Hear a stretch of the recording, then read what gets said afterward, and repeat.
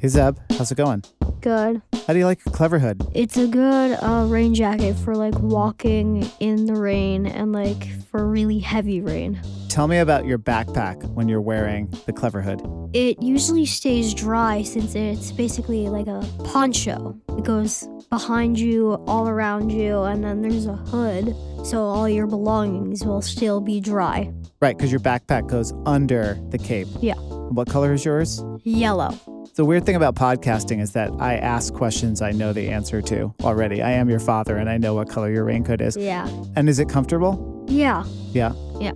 Do you know where people can go to get 15% off everything in the Clever Hood store? War on Cars. Well, sure. You can go to thewaroncars.org, or you can go to cleverhood.com/waroncars and pick up, what do you have, a Rover rain cape in yellow? Yeah, I think so. You think so? I think. You think? I didn't buy it. That's true. Yeah. Anything else you want to say?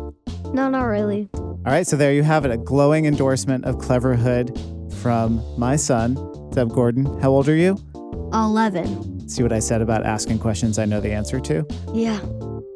For 15% off everything in the Clever Hood store, go to cleverhood.com/waroncars and enter code ITMAYRAIN. That's ITMAYRAIN. There's a whole range of folks out there that wouldn't necessarily identify as disabled, but can't drive, or they can't drive all the time. And then there's also folks who can't drive because they can't afford to drive. And there's folks that are too young to drive.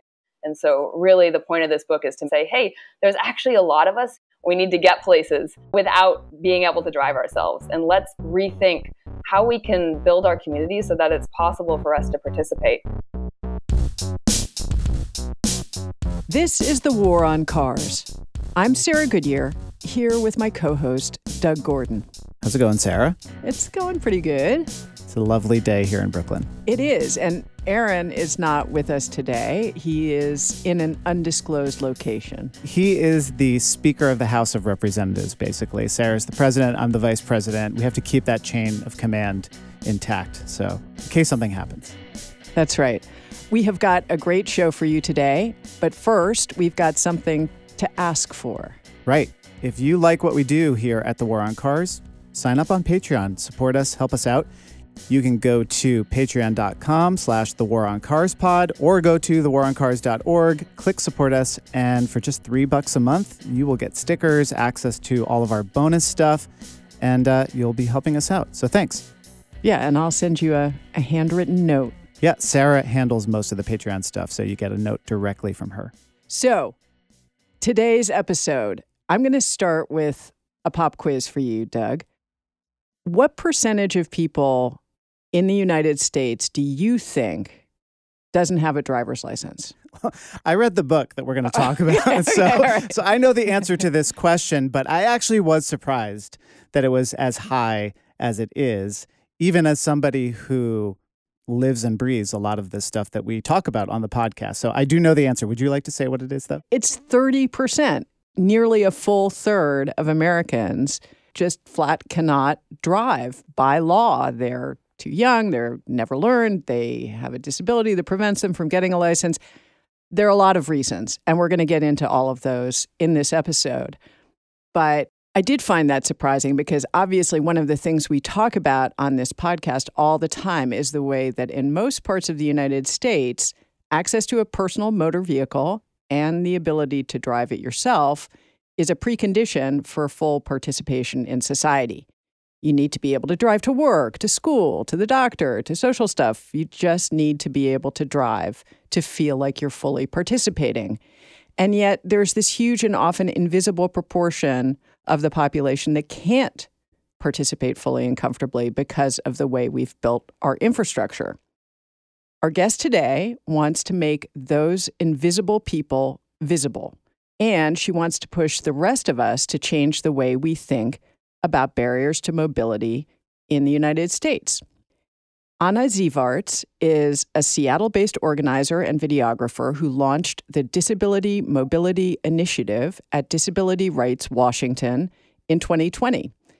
Anna has written a book called When Driving is Not an Option, Steering Away from Car Dependency, published by Island Press, and it's out this month. In it, she makes a compelling case that by designing our transportation future for those who can't or don't feel comfortable driving, we could build a system that works better for everyone and that would be more equitable, safer, and more environmentally sustainable. Anna Zivarts, welcome to the War on Cars. Great to be here. Thanks. So this is a very personal topic for you. Maybe you could tell us a little bit about why that is. Sure. So I was born with an eye condition, a neurological eye condition where my eyes wiggle all the time. Because of that, I don't have great visual acuity. And so I definitely can't pass a vision test. I had a friend who tried to teach me how to drive in high school, and I drove her mom's truck up a tree. I write about that in the book. And so that means that, I have always sort of viewed the world through this lens of knowing that I can't drive safely, and trying to figure out how I can participate and how I can live a full life in the United States with this disability. I also, became much more active in the disability community after my son was born in 2016 with the same condition. And so it made it bigger than just myself. Suddenly I had a kid and a future beyond my own sort of concerns to think about. And that's when I started connecting to more folks in the disability community and realizing there was many, many people out there who can't drive, can't afford to drive, or too young to drive, too old to drive, and were largely invisible because of sort of the structural inequalities in our society that make it hard for us to participate. So that's what motivates me to write this book, to do the work that I do. And it's exciting to be here to talk about it. One of the things you do say right at the beginning of the book is that while disability is a really important part of this conversation and you center disability and accessibility in your writing, it's not a book about disability and transportation. And I was wondering if you could explain why that's an important distinction to make and who else is covered in this book and who else is the constituency you're talking about. For myself, I grew up and was born in the 80s before the Americans with Disabilities Act, and I really didn't know other disabled folks. And I had a lot of shame around my disability, and I tried not to tell people about it. And part of that, not telling people about it, was moving to New York City, where most people don't drive, and being able to sort of hide in that because I didn't have to say, oh, I can't get there, or I need a ride, right? Because it was possible to take the subway places. So I myself didn't necessarily identify as disabled until my 30s, until I started to reconnect with the disability community. And I think for many people, disability, there's still so much stigma around that word that many people choose not to identify or just, don't consider that part of their identity. But they can't drive, or they can't drive all the time. People with chronic illnesses, people who are aging out of driving, people who have anxiety and PTSD that makes driving really difficult, or, conditions that maybe they can't drive at night or when they're tired. And so there's a whole range of folks out there that wouldn't necessarily identify as disabled, but can't drive. And then there's also folks who can't drive because they can't afford to drive. And maybe that's because they have a disability and they can't earn what they need to be able to afford a car, something that's becoming increasingly expensive, right? And there's folks that are too young to drive. And all together, right, we're a really large constituency, but we don't think of ourselves as a constituency because there's so much shame and stigma around both disability and not being able to afford things and not being able to afford to drive. And so really the point of this book is to make that visible, to say, hey, there's actually a lot of us who have very similar, what we call in the disability community, access needs. We need to get places without being able to drive ourselves. And let's rethink how we can build our community so that it's possible for us to participate. And getting a car and getting a license isn't an option for many of us, or it just isn't going to work financially. And so let's figure out ways to build our cities and our towns and our rural communities in ways that don't require car dependency. So Anna, one of the things that you talk about in the book is how, and you have lived in New York City and you live in Seattle now, is that transit-rich, accessible places are expensive. Yeah. Because we have built so few places where it is possible to live without a car. Those places become luxury products in a way. We are sitting here in Park Slope, Brooklyn, which is arguably the most walkable transit-rich neighborhood, in the U.S., at least one of the top 3, let's say. What did your research in your book tell you about this experience of, and your own personal experience of trying to find a place to live that isn't prohibitively expensive, but that allows you to get around without a car. Yeah, I mean, exactly what you said, right? The places that are the most walkable and the most transit rich tend to be the priciest in our country. And that's really hard because for folks who can't afford to drive or who have disabilities that prevent them from driving, often, we're income restricted. And so how can you find affordable housing in a country where housing is exceedingly expensive, in a place that has sidewalks where you can walk places? That's a real challenge. And in Washington State, when I did a lot of the work I started was based on interviews with over 200 non-drivers from every legislative district in our state. That price thing was huge, and people look at me and say, "Oh, you're so fortunate you can live in Seattle." I have moved back in with my parents in a rural community that has no transit. That's a 2-mile walk into town down a rural road without sidewalks because I just can't afford housing in even the smaller cities in our state. And that is such a challenge and something we have to figure out, and makes the conversation, I think, bigger, right? We have to be talking about land use and zoning and housing, and not just, providing transit, because it's not possible with the way we're so spread out, and housing being most affordable in these areas that are furthest from everywhere you need to go. So that connects to a phrase in the book that I had never heard before and that was very intriguing to me, which is the idea of a kinetic elite. Can you explain where that phrase comes from and what it means and why it's significant here? So it comes from theorist and a scholar, Mimi Scheller, who wrote a book called Mobility Justice. And she talks a lot about mobility in the global context and immigration and movement of peoples. She also writes about how, we have this sort of kinetic elite of folks who are constantly on the move. And I think for me, I sort of see it in this like Instagrammable lifestyle of travel, right? And aspirational tourism and jet setting, right? And thinking about that in the context, and a sort of more localized context, right, is where I found relevance in the work that I do, where you have people who, because they can afford a car, because they can drive, can travel much more within a region, right? Can go to the cheaper grocery store, can get to Costco, to Target, to, better health clinics. And then there's people who don't have that privilege, who, because we built this transportation system in our communities that's so car dependent, are locked out of those opportunities, right? When you think about food deserts and transit deserts. And so, rather than saying that, well, everyone should have access to a car, everyone should have access to this jet setting lifestyle, what if we were instead to think about it in terms of, well, what if we built up our local connections more, our local communities, our local resources? If there were more resources within this sort of 15-minute city concept, right, where we could get to an affordable, culturally appropriate grocery store, where we had access to healthcare facilities in our communities, access to green space, right? That these were closer to where we need to go, and not just in areas that are unaffordable, but everywhere that people live. I mean, it's funny that you mentioned the 15-minute city concept, because when we did the 15-minute city episode, and whenever it comes up in conversation, the thing that we always talk about is that for a large number of people, and, in your book, you're saying 30% of the American population, they essentially live in that dystopian nightmare that the right wing is saying, where they do not have access. They are not able to essentially leave their homes to get the things that they need because they don't have cars. And so your book sort of subverts that and turns that notion on its head. Exactly, right? And I write about my block parties as sort of a counterexample to like what is possible, rather than driving around town far distances to participate in social activities, building these local connections, building our local community.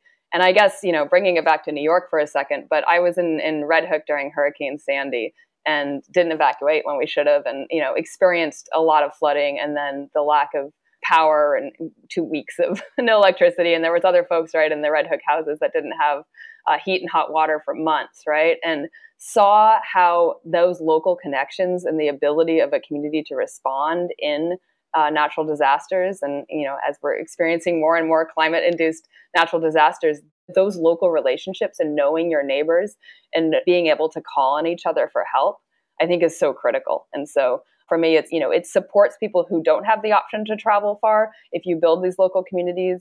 And it also supports all of us in moments of crisis. We are talking about disability, but we're not just talking about disability when we talk about non-drivers. Maybe you could break down for us just who we are talking about, beyond people in the disability community, people who can't drive?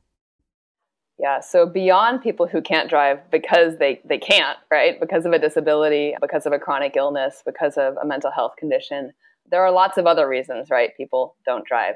We have people who are aging out of driving, which again, that may be connected to a disability, but they definitely wouldn't discuss it that way or think about themselves as disabled. So we know that, folks are likely to spend the last 7 to 10 years of their life in the US unable to drive as they age out of that being a safe and comfortable way to get around. Then we also have folks who can't afford to drive. And I know you guys know these stats, but the cost of car ownership, of insurance, of gas goes up. And that makes it unaffordable for folks, especially as the cost of housing has really skyrocketed. The cars are another major expense for households. And so many folks can't afford a car, or if their household can afford a car, they can afford one car. And it's really interesting to think about in households that there is one vehicle, who has access to that vehicle? What are the gender dynamics there? What are the other dynamics? And for people who don't have reliable access to that vehicle, which of their mobility needs or their community needs are going unmet? And then, there's folks who are too young to drive. And I get a lot of pushback on this one, right? Because when you talk about non-drivers, a big percentage of the non-drivers in our country are people under the age of 16. And, some people are like, oh, they shouldn't count because they can't get a license. And I'm like, well, 16 is really this artificial number that we've come up with in the context of having a license, right? But it doesn't really mean anything as far as your ability to go places and even go places on your own. Like, right, in New York, middle school students ride the subway by themselves to and from school. In other communities, even younger children are, allowed and expected to travel independently. And 16 is just this cutoff for driver's licenses, but it's not a cutoff for anything else. And even if you can't travel independently, that doesn't mean you still aren't going places and needing to go places, right? We talk a lot about the burden of caregivers and transporting children in car-dependent areas where, it's usually the mom spending all this time chauffeuring their kids around. I remember the first week my kid was born, he needed to go to a doctor's appointment in New York, right? And we got on the subway and we were able to do that because there was a subway system. But, many caregivers also can't drive. And I think that is erased when we talk about, every child has a parent who can drive them. That isn't necessarily true. Then there's people whose immigration status might prevent them. I mean, all of these categories, it brings up this idea that some people talk about of mobility as a human right, that the access to being able to move around your community and get services like education, healthcare, and so forth, that's really something that human beings should have a right to, right? Sort of inherently. Yes. And that does include young people as well. So yeah, that's what I think about is this idea of mobility as a human right. And we can't forget in the United States in particular how racialized this is, right? I'm white, and often in Seattle, which is still a very white city, I'm the only white person on the bus, and definitely the only white person on the bus with a kid. Folks who can't afford cars or who, because of racialized enforcement, have had licenses suspended or fines and fees sort of accumulate until that happens, right, are overwhelmingly Black and brown. And so that is a huge piece of this, and I think a huge part of why non-drivers are so invisible, because it is so racialized. The people that you're describing, other than, say, the elderly people, but like children, low-income people, people with disabilities, people who they're not legal citizens of this country, people with mental health issues, none of those people are the people who show up at the meetings to advocate for better bus service, better bike lanes, sidewalks, and safer pedestrian infrastructure. For lots of reasons. Number one, they're usually at times when those people are working, or they have childcare issues that make them unable to attend these meetings, or language barriers make them unable to attend these meetings. Or transportation issues. Or they can't actually even get to the meeting. Exactly. And so therefore, the conversation around a lot of these issues becomes, in my experience, and certainly I'm sure in yours, there's a lot of bad faith arguing. You hear a lot of people using people who can't drive, largely people with disabilities, as a weapon or cudgel against these improvements. Like, you're going to take away parking, you're going to take away a lane of traffic. Well, what about people with disabilities? How do we change the conversation and include people, which your book talks about, who are not normally included in the conversation, and in many ways are used in bad faith ways to just keep the status quo?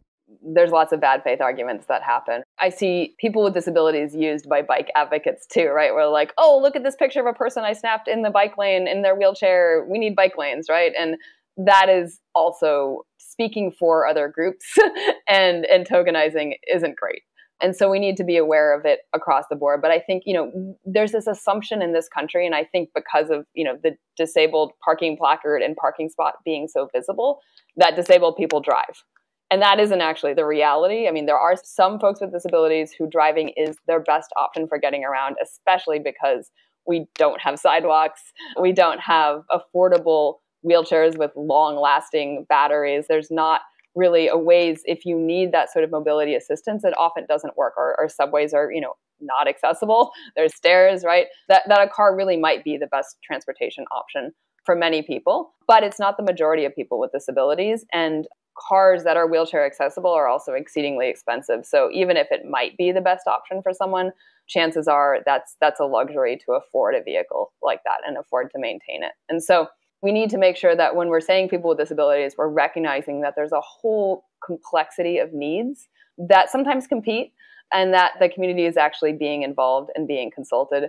And I think, much of the work we've done in Washington State is saying, okay, sure, there may be some folks who really want to make sure that that parking is preserved, but there's also other folks who can't use that parking, don't have a vehicle, need there to be a bus stop there, need there to be an accessible sidewalk, need the bike infrastructure to be designed in a way that consults the disability community, and particularly the blind community that is, walking and needs to figure out how to cross it safely. Like that there's a complexity and a nuance to understanding the needs of the disability community. And that comes from having people at the table.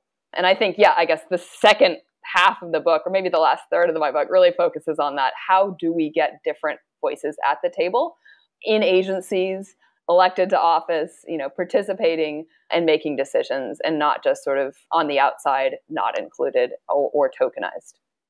I also want to make space for you to talk about invisible disabilities, because I think too that people, if they don't see a white cane, if they don't see a wheelchair, they don't imagine that a person could have a disability. So maybe you could talk about some of the invisible disabilities and how that community is even less accounted for sometimes in people's vision of what is needed in transportation infrastructure. Yeah, I mean, most people, when they look at me, like, I'm not someone who necessarily comes across as visibly disabled unless you really notice my eyes, right? Or notice that I'm holding my phone really close. There are times when I use a white cane just to be able to be more easily identified as disabled, because it helps in situations where, especially in airports, when I need to ask for directions, people are much nicer if they know that I can't see the sign, really, for real. That's why I'm asking. And so, there are many kinds of disabilities like this that aren't super obvious unless you know, or aren't obvious at all, but do present different access needs. And so it's important for us to be inclusive of this as well. In a younger generation of folks, younger than me, there's a lot more conversation about disability and access needs, and I think that is so positive. When I started working with a team of disabled folks in Washington State, it was revolutionary for me to be around people who are comfortable disclosing their disabilities and talking about it. And I think this younger generation that grew up, post ADA in spaces where it was okay to disclose things is really helping transform the conversation and making it possible for people who wouldn't previously have ever chosen to out themselves as disabled to sort of talk about, okay, this thing is the way my body or my brain works, and this is what I need. And that's great. So that perspective is so important, the perspective of disabled people and non-drivers in general. Their lived experience is vital. How do you get that in front of elected officials and planners who can actually make a difference in policy and infrastructure? In the book, you talk about going to the AASHTO conference. That's the American Association of State Highway and Transportation Officials. And you talk about what it was like getting that different non-driver perspective into that room. Yeah, so I started doing organizing work in Washington State around transportation issues really full time in 2020 when I had the chance to launch a program within the organization I work for where we were collecting stories from non-drivers from throughout the state.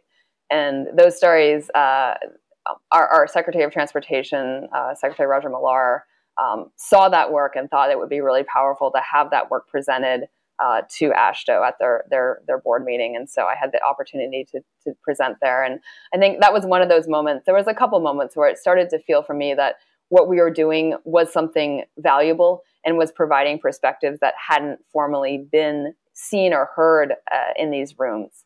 And I think, there's other states that have started doing really wonderful work. In Wisconsin, they have a non-driver advisory committee. They've done a lot of research and work there, really focused on non-drivers.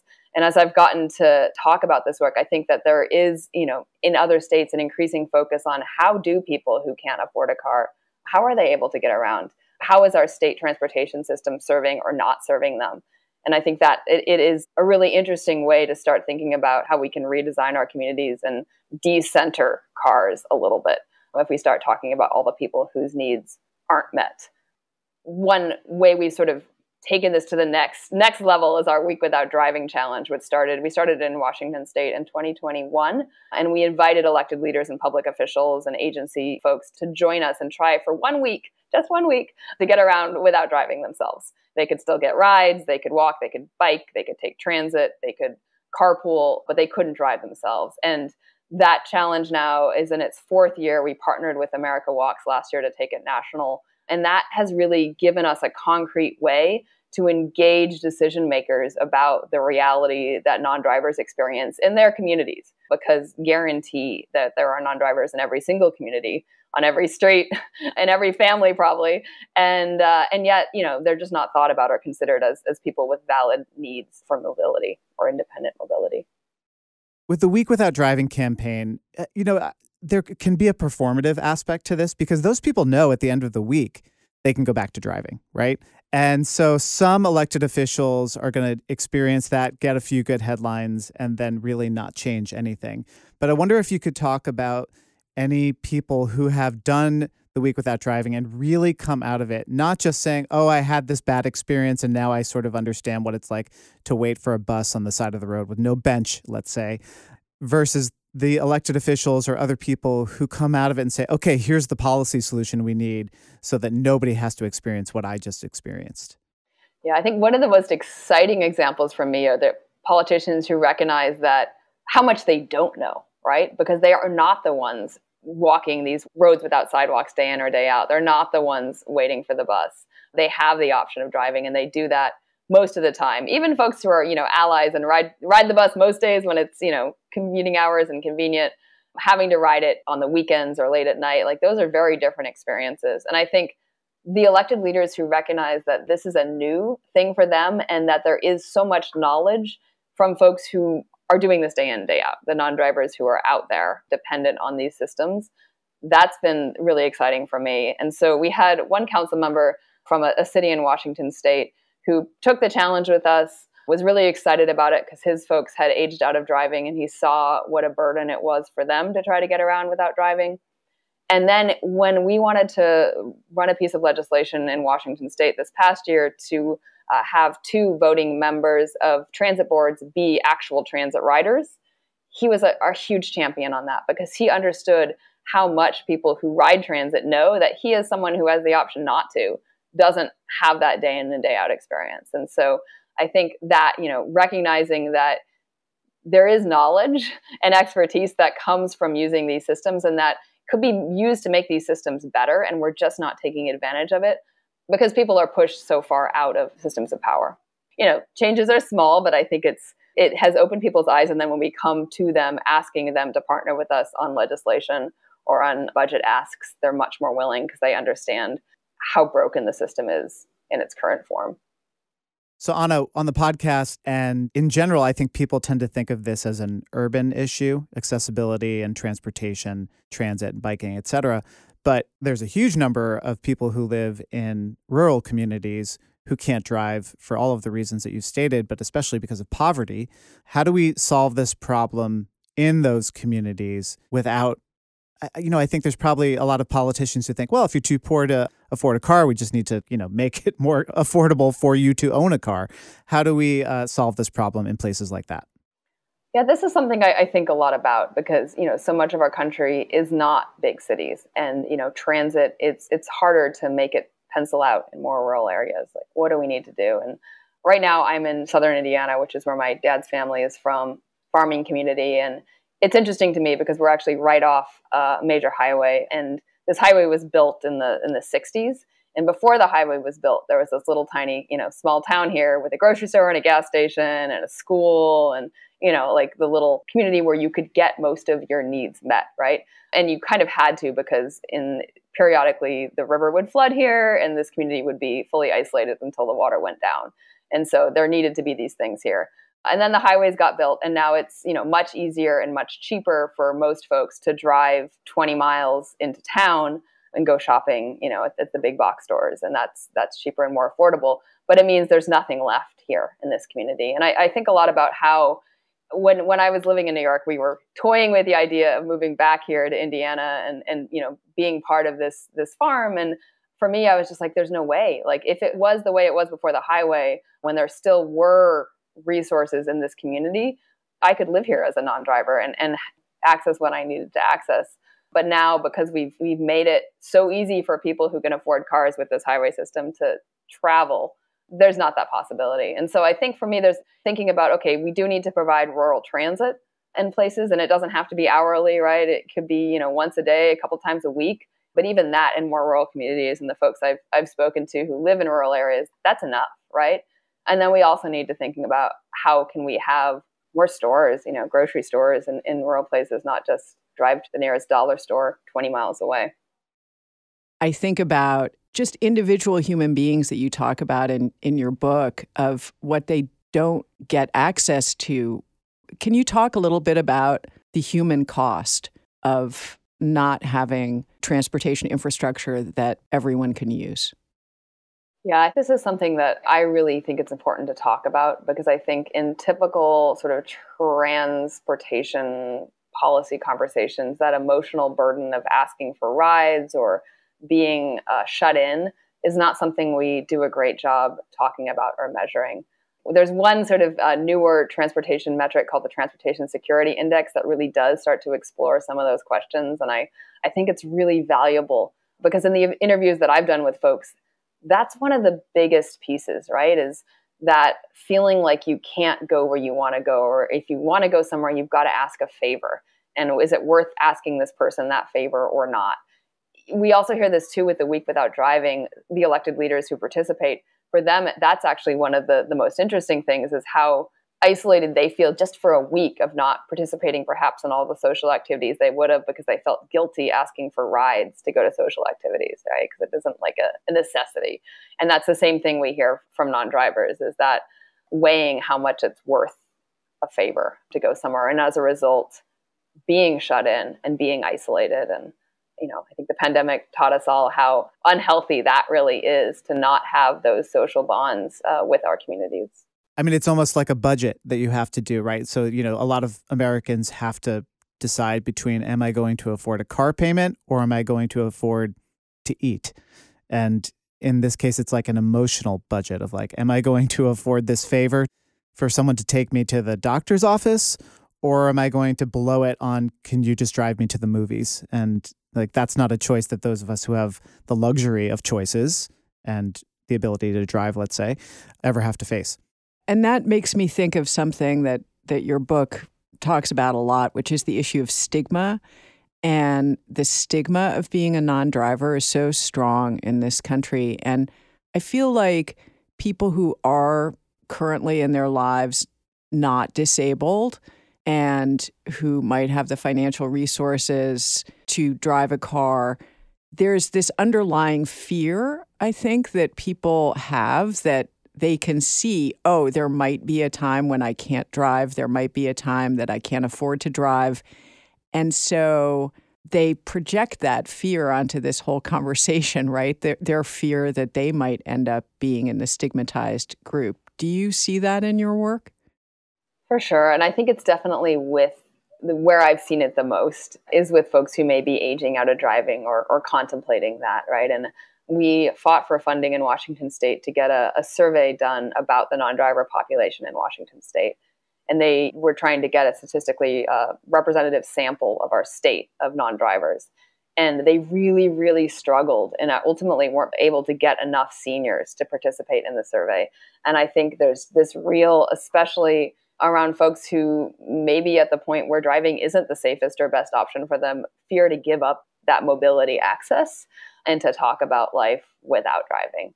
I see that, in my own family, I know my grandma who lived here in southern Indiana refused to give up driving. She was having heart problems. She kept on passing out, driving off the side of the road, and the cops would find her and she was fine. And they'd get back in her car and keep driving. And, definitely shouldn't have been driving, but didn't want to give up that access. And so, yeah, I think that is something for real and something we need as a country to reckon with, my parents' generation. I don't know what my parents are going to do. They live in a rural area. It's where I grew up, in the woods, out in a country road, far from transit. There's so much of our country that isn't great for not being able to drive. And what does that mean for people who are aging out of driving, I think is a huge, huge question. Well, it's a real reckoning moment, I think, for the baby boomer generation, for sure, that is now in their, well into their 70s and 80s and has invested so much in living in largely suburban places, especially. So, Anna, I wonder if we could talk, to kind of pivot more to the positive stuff that can come out of the work that you're doing, that you talk about in the book. There's sort of a curb cut effect that when we make cities better for people, not just cities, but small towns, all kinds of places, better for people who can't drive, they become better for everybody in lots of different ways. Let's go through some of those ways in which tackling this problem will make the world a better place. All right. There's so many ways that reducing our car dependency helps us, public health ways, being more active, being more connected to people in our communities, right? Spending less on cars and driving and the climate change impacts. I think, as much as people like to think we're going to electrify completely very fast, that's not happening, right? And so for me, one of the bigger picture reasons that I think this work is so important, first of all, the access needs are immediate, right? Like people right now are being left out. But then the public health implications of car dependency with air pollution, with noise pollution, all the tire dust pollution we're increasingly realizing, right, is pretty awful. And then climate impacts. Those are all really good reasons to care. So you end the book saying you're coming from a place of hope, despite all of these huge structural problems that we're facing. And I think that's because you believe that there are a lot of positive actions that all of us can start taking immediately to make things better. I just wonder, what gives you hope? What keeps you going? What do you think we can do, both short-term and long-term, to make this better? Yeah, my kid this morning, when I told him I had to go do this interview, was like, "Why do you do this, Mom?" He's 7. And so I was trying to give him an answer, that meant something to him. And I think, that really is the question coming from him, right, that I try to answer is why do this work? And I think you have to have hope to do it, right? You have to believe that it is possible for us as a country to create systems that are less car dependent. And that if we are willing to do that and willing to fight for it, and that we're willing to build the kind of coalition strength to do that and to actually have power and influence elections and influence decision makers, then I think it's possible for us to change. But I think it's going to take more than research. It's going to take more than, knowing that these are the facts about climate change or the facts about access. It's going to take building that kind of broad coalition that can demand something different. And I do think by starting to say, hey, there's a lot of us the system isn't working for already, and there's a lot of people who see that it's flawed and want to change it, that's the basis for beginning to transform the way our country is built. That's it for this episode of The War on Cars. Anna Zivarts' new book, When Driving is Not an Option, Steering Away from Car Dependency, published by Island Press, is out now. Buy it from your neighborhood bookseller or find it at the War on Cars store at bookshop.org. We will link to it in our show notes. And please don't forget to support us on Patreon. You can go to thewaroncars.org, click support us, and pitch in starting at $3 a month We will send you stickers and you will get discounts on merch. You'll get access to bonus episodes, invitations to live events, all kinds of cool stuff. Again, that's thewaroncars.org. Click support us.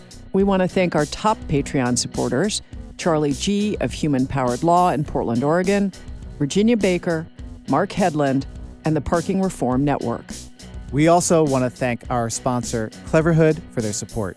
For the best rain gear for walking and cycling, go to cleverhood.com/waroncars. Discount code ITMAYRAIN. That's It May Rain. We'll also put a link in the show notes. This episode was recorded by Josh Wilcox at the Brooklyn Podcasting Studio. It was edited by Ali Lemer. Our theme music is by Nathaniel Goodyear. I'm Sarah Goodyear. I'm Doug Gordon, and this is The War on Cars.